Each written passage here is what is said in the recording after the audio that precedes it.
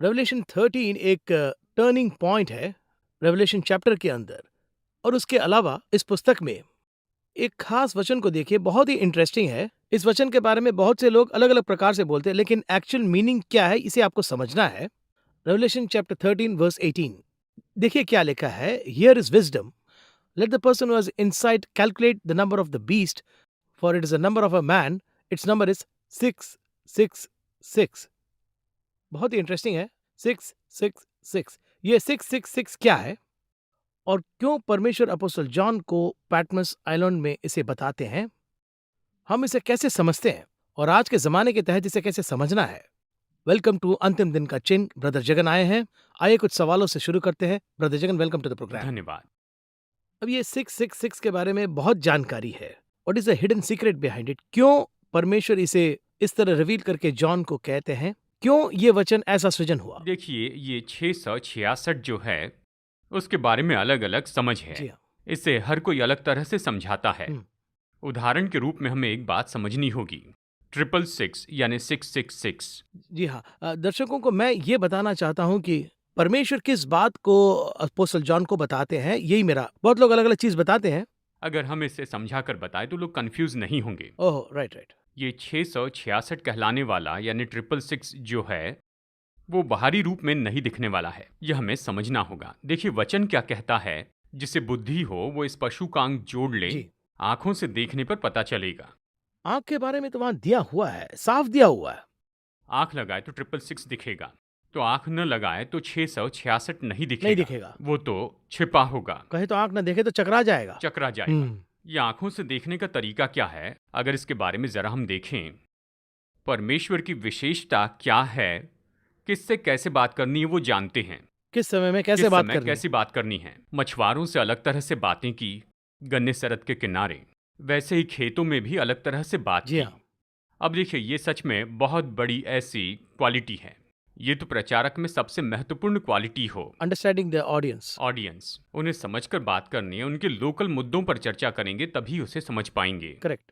यानी अगर मछुआरों के पास में जाकर अमेरिका की बात करें तो उन्हें समझ नहीं आएगा। बिल्कुल नहीं समझेंगे। जी, और यही तो यीशु का बड़ा प्लस पॉइंट था।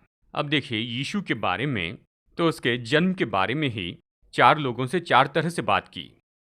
यूसुफ से सपने में बात की, जी हाँ। मरियम को स्वर्गदूत ने दर्शन देकर उससे बात की, तो शिमोन पर परमेश्वर का आत्मा उतरा, तारे ने मजूसियों की अगुवाई की। ये 4 तरह के लोग थे, लेकिन विषय एक था।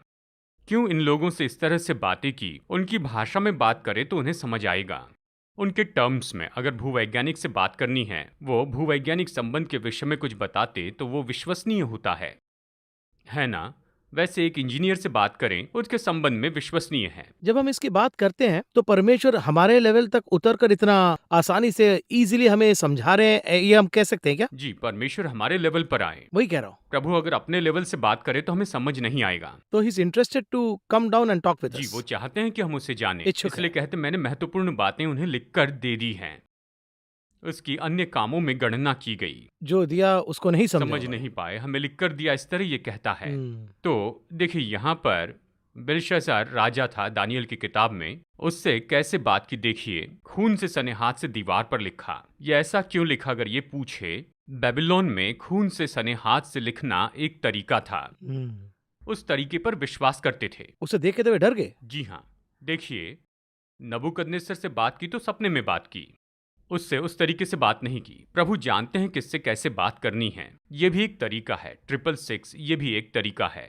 वचनों में ऐसा क्यों दिया गया है? ज्ञान के साथ आंखें लगाना। ऐसा क्यों है? देखिए, आंखें लगाना इसका मतलब ये होता है, जिसे इंग्लिश में कहते हैं न्यूमरोलॉजी, अंक शास्त्र कहते हैं। यानी देखिए, इस तरह से नाम है। देखिए, जैसे कि वचन हमें बताता है, उस नाम को हमें देखते जाना है।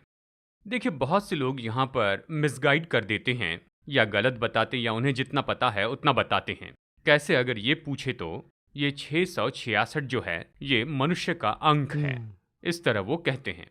तो कुछ लोग कहते हैं 666 ये किसी शहर का नाम है, इस तरह कहते हैं। एक्चुअल में ये एक साम्राज्य का नाम है। साम्राज्य का नाम और उसका भी नाम एक ही हो, इस तरह से संभावना है। हम इसे कैसे देख सकते हैं? देखिए, अध्याय 13 वचन 1 पढ़े तो, तब मैंने एक पशु को समुद्र में से निकलते हुए देखा। जी हाँ। ये हिंदी में है, लेकिन अगर आप इंग्लिश में देखें तो ही है। कई भाषाओं में इसका अर्थ बताते हुए ही उपयोग किया गया है। किस वजह से अगर ये पूछे, हिब्रू भाषा में तीसरी प्रजाति नहीं है, यानी पुरुष और स्त्री बस दो ही। पेड़ों को भी स्त्री और पुरुष में बांटा गया है। पेड़ों को यहाँ पर इन दोनों में नहीं लाते हैं, तीसरे स्तर पर रखते हैं। तीसरे स्तर पर इस तरह से हम कह सकते हैं, लेकिन उस भाषा में इस तरह से नहीं कह सकते, केवल दो ही भागों में बांटते हैं। उसी तरह से देखिए, जब जानवरों की बात आती है तो वो इसे पुरुष जानवर इस तरह से देखते हैं। अब यहाँ पर जो पशु है ये किसे दर्शाता है, अगर ये पूछे तो दानियल की किताब अध्याय 7 वचन 23 में पशु यानी साम्राज्य इस तरह बताया है। वहाँ एक्सप्लेन किया गया। जी हाँ, अगर उस साम्राज्य के नाम को अगर आप देखें, अगर हम उसे कैलकुलेट करते हैं तो एक नंबर मिलेगा, और वही तो एक मनुष्य की आंख है, और वही है 666। तो हम यही कह रहे हैं कि ये एक साम्राज्य का नाम है। साम्राज्य का नाम उसका भी नाम हो सकता है, उसका नाम साम्राज्य का नाम और साम्राज्य का नाम उसका नाम। इसे कैलकुलेट करके देखना है। ऐसा कहने पर कुछ लोग क्या कहते हैं, ये जो नाम की गणना करनी है, क्या परमेश्वर ने इसे कहा है? जरूर कहा। क्यों कहा? उस वक्त के जो लोग थे सब उसमें जुड़े हुए थे, तो उनको उसके बारे में बताने के लिए उन्हीं की भाषा में बताना जरूरी है। देखिए, हम लोग न्यूमरोलॉजी नहीं मानते हैं, पर वो मानते थे, तो उन्हें समझाने के लिए इस तरह से कहा गया है। एक और बात देखते हैं। देखिए क्या बात है, इब्रानी भाषा में 666 अलग हैं, ग्रीक भाषा में 666 अलग हैं, लैटिन में यानी जो रोमी साम्राज्य था उसमें भी यह अलग है, इसलिए बहुत कन्फ्यूजन होता है। वचन साफ है, इसमें कोई दो राय नहीं है। एक नाम है, अगर उसे कैलकुलेट करते हैं तो 666 ये संख्या आएगी। अब इसे इस तरह से रहने दीजिए। आज दुनिया भर में बहुत से लोग बहुत से कैलकुलेशंस लाते हैं, दुनिया के स्तर पर लाते हैं, लेकिन ये 666 नंबर अगर ले लें, आम तौर पर यह सीक्रेट कोड है। सीक्रेट सोसाइटी के लिए इस नंबर का इस्तेमाल होता है। देखिए 666 ये तो एक साम्राज्य है। ये तो सच में एक बहुत ही महत्वपूर्ण विषय है। अब इसके बिना एक मनुष्य को क्या करते हैं, उस पर ज़्यादा फोकस करते हैं। हाँ, यही है, ये 666 वाला, यही एंटी क्राइस्ट है। इस तरह से वो मनुष्य पर फोकस करते हैं, उस पर केंद्रित होते हैं। देखिए, एंटी क्राइस्ट तो एक मनुष्य होगा, पर अभी उसके बारे में पता नहीं चलेगा। बाइबल कहती है अभी पता नहीं चलेगा। कई देशों में बड़े बड़े अगुओं को यही एंटी क्राइस्ट है, इस तरह से बहुत से लोगों ने कहा, यहाँ तक कि उनका नाम ले लिया, लेकिन वो जो अगवा है वो अपना काम करके चला गया। तब उनका ये जो अनुमान था उसका क्या हुआ? गलत हुआ। इसलिए मैं कहता हूँ, बाइबल में इस तरह से अनुमान लगाने की कोई बात है ही नहीं। साफ कहाँ हुआ है, जब वो समय आएगा, जब वो सभी मनुष्यों पर राज्य करेगा, तो वो साम्राज्य, वो मनुष्य उसे कैलकुलेट करेंगे तो ये उसका नाम होगा। इसे छोड़ हम और कुछ नहीं जान सकते। अभी उसे ढूंढ नहीं पाएंगे, ये सच है। लेकिन 666 का ये जो काम है शुरू हो गया है। पूरे वर्ल्ड वाइड कंट्रोल करने का उसका काम तो शुरू हो चुका है। जैसे हमने पिछले एपिसोड में इस पर चर्चा की थी, पूरी दुनिया में एक ही तरह की करेंसी लाई जाएगी। इस करेंसी को डिजिटल करेंसी कहेंगे, यानी बायोमेट्रिक करेंसी। तो देखिए इन सब का क्या आधार होगा, यानी अगर इसका आधार ले ले तो जैसे आज के वाईफाई या इंटरनेट हैं, सैटेलाइट, यही इसका आधार है। देखिए ये सब जो है किसमें पनपता है, हवा को आधार बनाकर ये होता है। अब देखिए इसके आधार पर उन्होंने क्या किया, उन्होंने पूरी दुनिया में क्या कर दिया, अंतर्जाल, इंटरनेट, सारी दुनिया का जाल, यानी सभी को इस तरह के जाल में फंसा कर काम करना अंतर्जाल है। यानी यही अंतर्जाल, इंटरनेट सबके लिए इस्तेमाल करना है तो www है। जी हाँ, वेबसाइट कहते हैं, वेब। जी हाँ, वर्ल्ड वाइड वेब। देखिए वेबसाइट ही अंतर्जाल है। यानी ये जो जाल है ये मकड़ी के जाल के जैसे ही होता है। अगर इस जाल के बारे में देखें तो पूरी दुनिया ही इस जाल में फंसी हुई है, इंटरनेट में। अब इसका कीवर्ड जो है वो है www, जैसे हमने बताया है। अगर हम इसकी गणना यानी गणना करके देखें तो ये 666 आएगा। W को 6 कहा तो 666। अब कहिए कि ये जो इंटरनेट है 666, क्या ये दुनिया पर अधिकार करेगा? नहीं, वो एक मनुष्य होगा। देखिए अब उसका एक सैंपल हम समझ रहे हैं। मैं इसी तरह से कह रहा हूँ। अब जो विषय हमें मिल रहे हैं उसे रखकर हम आगे बढ़ेंगे तो उसके आने के बाद हमें पता चलेगा। लेकिन देखिए वचन क्या कहता है, यीशु मसीह के आने के बाद वो कलीसिया को उठाएंगे, उसके बाद ये सब कुछ होगा। हम्म, तुम उस वस्तु को जानते हो जो उसे अभी रोक रहा है कि वो अपने ही समय में प्रकट हो, क्योंकि अधर्म का भेद अब भी कार्य करता जाता है, पर अभी एक रोकने वाला है, और जब तक वो दूर न हो जाए वो रोके रहेगा। दूसरा थिस्सलुनीकियों 2:4 और 5। तो कलीसिया उठाए जाने के बाद ही ये सब कुछ होने वाला है, लेकिन उसके पहले शायद किसी साम्राज्य को या किसी अगुवे को ऐसे कहा हो, ये होगा या वो होगा, इस तरह से कहा है, ये गलत जानकारी देना है। हम्म, उसके बाद आपका सारा कहना गलत साबित होगा। तो इस हिसाब से 666 बस एक नंबर है। वो नंबर गणना करने से आएगा। ये एक साम्राज्य का नंबर है, एक मनुष्य का नंबर है, और जब कलीसिया उठाई जाएगी उसके बाद वो 100% बाहर आ जाएगा। अब उसके लिए जो प्रयास हैं, किसी को भी कहना कि ये व्यक्ति वही है, ये पूरी तरह गलत है। यही बात है। द फाउंडेशन बनाई जा चुकी है। हम थोड़ा सा और कहा जाए तो अंत समय के करीब आ चुके हैं, इसके साक्षी की तरह साफ समझा जी, रहे हैं। ऐसे ही कह सकते हैं। एक छोटा सा ब्रेक लेंगे, ब्रेक के बाद बातें जारी रखेंगे इस विषय में, इस 13वें अध्याय में और कौन कौन से विषय के बारे में हमें गौर करना है, यही हमारा सवाल है। ब्रेक के बाद we will get into the topic.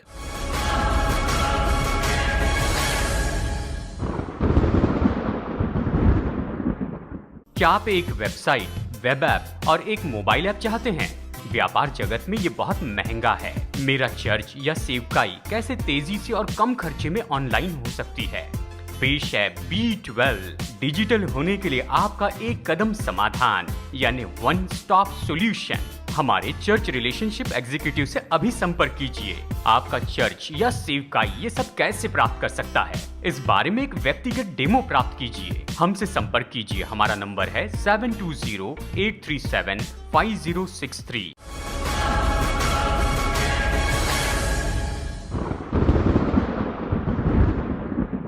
13 chapter में हमने कई सारी पॉइंट्स को मिस किए हैं, ऐसा मुझे लग रहा है।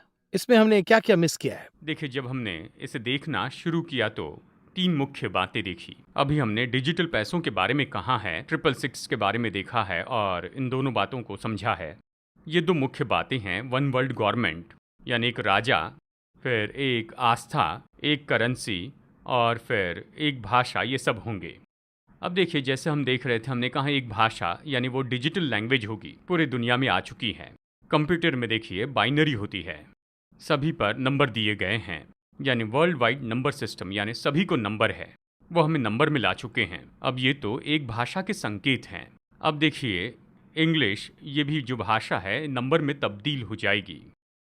पहले जब इंग्लिश में बात करना था, चलिए एक उदाहरण के रूप में देखते हैं। पहले जब भी फ़ोन करते थे तो नाम पूछते थे, पर अब क्या पूछते हैं? आपका नंबर क्या है, यानी नंबर की मदद से आपके नाम के साथ लिंक कर रहे हैं। लिंक किया है। तो बहुत दिनों से हमारा नाम हमारा नंबर बन गया है। ये वो बात है। देखिए, इससे परे 2 बहुत ही महत्वपूर्ण बातें हैं। उनमें से एक है एक साम्राज्य, वर्ल्ड वाइड एक शासन बनाया जाएगा। आज ये हो सकता, अगर ये पूछे तो नहीं हो सकता, ये पूरी तरह नामुमकिन है। ये कैसे होगा? सबसे पहली बात, बाइबल कहती है। बाइबल अगर किसी बात के बारे में कहती है तो निश्चय वो होगी, यानी वो बदलेगी ही नहीं। चाहे जैसे भी हालात हो, बाइबल उसे बदल देती है। तो बाइबल कहती है अंत में एक साम्राज्य आएगा, वन गवर्नमेंट। अब ये वन गवर्नमेंट की जो बात है पूरी दुनिया में शुरू हो चुकी है। गौर से सुनिए, दुनिया भर में एक गवर्नमेंट थी 1914 से 18 तक। 14 से 18 तक वो साम्राज्य ब्रिटिश साम्राज्य था। पूरी दुनिया पर ब्रिटिश साम्राज्य ने राज किया, एक मुख्य संस्था के रूप में नियंत्रण किया, लीग ऑफ नेशंस नाम दिया। लीग ऑफ नेशन के मुखिया कौन थे पूछे तो लंदन था। बाद में जेनीवा बनाया गया, तो सारे देश उसके मेंबर्स बन गए, और उनका चीफ कौन था? वो था इंग्लैंड। तो 1930 के बाद इंग्लैंड की सामर्थ्य घटती गई और अमेरिका की सामर्थ्य बढ़ती गई। यूएन बना, सारे देश यूएन के मेंबर बने। अब यूएन में जो मुख्य है वो कौन है अगर पूछे तो ये है अमेरिका। तो लीग ऑफ नेशंस जैसे यूएन के जैसे एक और विश्व संस्था निर्माण होगी, उसमें सभी देश नियंत्रित किए जाएंगे। उन सभी देशों में एक देश मुख्य होगा, और उसी के बारे में कहा वन गवर्नमेंट। अब देखिए, आज के स्तर में किसी देश को काबू में करना है तो विश्व शक्तियाँ क्या करती है? उसे आर्थिक रूप में काबू करती है, यानी उन्हें डराते हैं और डराकर उन्हें काबू में कर लेते हैं। एक लेवल ऊपर जाए तो युद्ध करते हैं। युद्ध करके क्या करते हैं, उन्हें काबू में कर लेते हैं। यानी हमारे समय में हम इस सच्चाई को देख रहे हैं। देखिए बाइबल क्या कहती है कि एंटीक्राइस्ट का साम्राज्य अंतिम समय में 42 महीने तक युद्ध करेगा। लगभग 3.5 साल तक क्या होगा, युद्ध होगा। यानी जो अब तक उसके अधीनता में नहीं आए उनसे युद्ध करके काबू करेगा। वचन 7 में क्या कहता है कि पवित्र लोगों से लड़े और उन पर जय पाए, और उसे हर एक कुल और लोग और भाषा और जाति पर अधिकार दिया गया है ना, सब पर जय पाएगा। इतने लोगों पर नियंत्रण करने के लिए क्या करेगा, युद्ध करेगा। 42 महीनों तक युद्ध होगा, ऐसा वचन 5 कहता है कि 42 महीने तक क्या होगा, युद्ध होगा। तो पूरे संसार में एक ही साम्राज्य स्थापित हो जाएगा। उसके लिए एक संगठन तो लाना होगा, उसे लाना होगा, तो जो है उसे क्या करना है, दूर करना है, तब इसकी जगह वो आएगा। हमारी आंखों के सामने हम देख रहे हैं कि यूएन कमजोर हो रहा है। अब जो यूएन कहता है उसे छोटा द्वीप भी नहीं सुनता है। छोटे छोटे देश भी यूएन की बात नहीं सुनकर मिसाइल टेस्ट कर रहे हैं। सब कुछ हो रहा है, तो यूएन कमजोर हो रहा है पूरी दुनिया में। अगर देखें तो अब इसके लिए क्या करेंगे, किसी और को लाएंगे। ये वही संस्था है जिसके बारे में हम कह रहे हैं। वन वर्ल्ड गवर्नमेंट बहुत ही महत्वपूर्ण है। एक और बात है, एक आस्था भी होनी जरूरी है। आज पूरी दुनिया में एक आस्था हो ऐसे तो संभव नहीं है। देखिए अभी इस समय ये संभव नहीं है, जैसे कि सब लोग कहते हैं, लेकिन एक आस्था में सब लोग आए, इस तरह से कोशिश की जा रही है। अभी हम अलग अलग जातियों में बटे हैं, अगर एक हो जाए तो अच्छा होगा, खुशी से रहेंगे, शांति से रहेंगे, ये काफी होगा। ये विदेश में कहा जाता है। देखिए वो क्या कह रहे हैं कि सभी को मिलाकर एक कॉमन आस्था बना देंगे और एक कॉमन दिन भी बना देंगे। यानी हर एक आस्था में देखिए एक एक अलग खास दिन होता है, उसमें से हम कोई कॉमन डे बनाएंगे। इस तरह हम सभी मिलकर शांति से और खुशी से रहेंगे, इस तरह उपदेश देते हैं। दुनिया भर में ये चल रहा है, ये आएगा, बाइबल कहती है। गौर से सुनिए, दानियल में इसके बारे में बताया गया है। अध्याय 11 वचन 37 में बताया है, क्योंकि वो अपने आप ही को सभी के ऊपर बड़ा ठहराएगा, इस तरह से कहा गया है। अब जो है, अब देखिए क्या होगा, एक आस्था दुनिया में वो लाएंगे, यानी एक आस्था कॉमन आस्था हो जाएगी। उसके बाद जब उसे लागू किया जाएगा वो थोड़ा नरम होगा, लेकिन फिर उसके बाद अगर उसे नहीं मानेंगे तो दंडित किया जाएगा, क्योंकि ये उन्हें अलग करने वाले के जैसे होगा। तभी जो लोग इसमें शामिल नहीं होंगे उनके लिए ये बड़े उपद्रव का समय होगा। ये सब बाइबल में 2000 साल पहले से लिखा है। इतना साफ 2000 पहले से लिखा 2000 है? साल पहले इतना स्पष्ट लिखा है। अब हमारे समय में हम ये सोच रहे हैं, इसीलिए ही तो इसे मैं ऑटो अपडेटेड बुक कह रहे हैं। ये सच कहते हैं। अब मैंने आपसे जो कहा उसके अंतिम विषय के बारे में यहाँ पर बताना चाहता हूँ। मैंने कहा इतने विषयों को पढ़ने के बाद हमें तैयार होना है। केवल हमें ही तैयार नहीं होना है, हमें तैयार होकर एक समूह को भी तैयार कर लेना चाहिए। मैं हमेशा हर समय यही कहता हूँ, स्वर्गलोक में 2 चीज़ें आपके साथ आएगी, यानी इस धरती से आप 2 चीज़ें लेकर जा सकते हैं। उसमें से एक है आपकी आत्मा, योर सोल, दूसरी आपकी जीती हुई आत्माएं।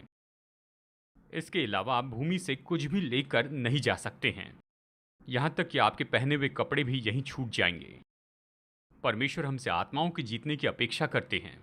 हमें तैयार होना है और एक समूह को तैयार करना है। परमेश्वर ने हमें यही मुख्य काम दिया है। बहुत सी बातें हम कर रहे हैं। एक आखिरी सवाल पूछना इस कार्यक्रम के खत्म होने से पहले। इससे पहले आपने आंख के बारे में कहा, तब इस 18 में आंख के बारे में बात करते वक्त इसके पहले कोई और रेफरेंस है क्या? इस तरह आंखों की गणना करके यहाँ पे इस तरह क्लियरली मेंशन किया गया है, लेकिन इसके आधार पर कोई और रेफरेंस है क्या? यही मेरा सवाल है। अब देखिए, हमारे दादा दादी के समय में नंबर सिस्टम तो नहीं था। उनके समय के बारे में वो इस तरह कहते हैं, स्कूल जाते समय यानी उनके पास सर्टिफिकेट भी नहीं होते थे, यानी दांत दिखाने के बाद उन्हें दाखला मिलता था और फिर लंबाई देखकर दाखला जी होता था। यानी ये ऐसा समय जी था। हाँ, अभी इस समय नंबर इम्पॉर्टेंट है, नंबर के बिना दाखला नहीं मिलेगा। सब कुछ roll number, register roll number. Number, registered number, attendance number, सब में नंबर है। सेल फोन नंबर, पिता के नंबर पर ही बेटे की एडमिशन होती है। बैंक जाए तो ओटीपी होता है, इसलिए सेल फोन नंबर चाहिए। तो बिना नंबर के जी नहीं सकते हैं। लेकिन ये जो तरीका है 2000 साल पहले बाइबल में ये बताया गया है। बाइबल में ये पहले से ही लागू किया गया है। ओह, यानी यहाँ लूका का सुसमाचार अध्याय 2 में अगर आप देखें तो यानी उन दिनों में अगस्तुस कैसर की ओर से आज्ञा निकली कि सारे जगत के लोगों के नाम लिखे जाएं। And it came to pass in those days that a decree went out from Caesar Augustus that all the world should be registered. सारे जगत के नाम लिखे जाएं। All the world लिया गया है, एरिया के बारे में भी नहीं बताया। सारी दुनिया यानी उस समय केवल 3 ही महाद्वीप थे। अमेरिका को कोलंबस ने खोजा नहीं था, उसने 16वीं सदी में खोजा। यानी केवल 3 महाद्वीप थे, अफ्रीका, एशिया और यूरोप। तीनों पर कौन राज करता था? अगस्तिस कैसर। उतने शक्तिशाली राजा इतना थे। सामर्थ्य था, उसने आज्ञा दी कि जगत के सारे लोग अपने नामों का रजिस्ट्रेशन करें। इस कानून के बाद सब लोग क्या करेंगे? आ रहे हैं। अपने परिवार के साथ अपने शहर में आएंगे। अभी वर्ल्ड वाइड यही चल रहा है। लोग अपने अपने शहर में जाके क्या करना है? परिवार के साथ में रजिस्टर करना है। अब ये जो रजिस्ट्रेशन का तरीका है, ये नया तरीका है। रजिस्ट्रेशन का तरीका कैसर के समय से है। इसके बाद यही तरीका एक और व्यक्ति ने अपनाया था, हम उसका नाम जानते हैं, हिटलर। 1930 में हिटलर ने क्या किया? उसने कानून बनाया। नियम क्या था कि सभी को रजिस्टर करना ही था।